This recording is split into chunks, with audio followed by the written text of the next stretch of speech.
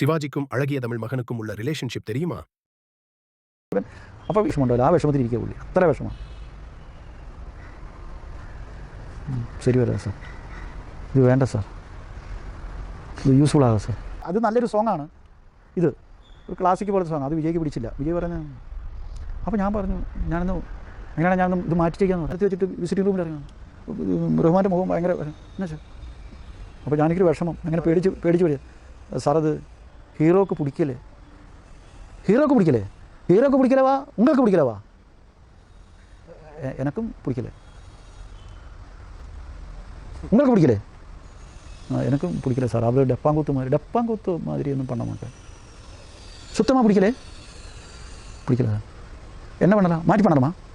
Vaali sir sir ஒரு விஜய் படத்துக்கு நம்ம ஒரு ஃப்ரெண்டு ப்ரொடியூசர், நான் யூஸ்வலி பண்ண மாட்டேன்.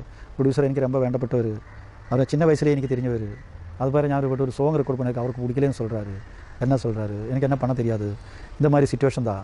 நீங்கள் ஏதோ ஒரு പോയറ്റ് റെഡി பண்ண, ഒരു കവിത ഉണ്ടാക്ക്, ഒരു പാട്ടുണ്ടാക്ക്, உங்களுக்கு அதுக்கு ഞാൻ മ്യൂസിക് பண்ணி കൊടുக்கலாம். അതേപോലെ എസ് നിന്ന് കേട്ടു, അവിടെ അവൻ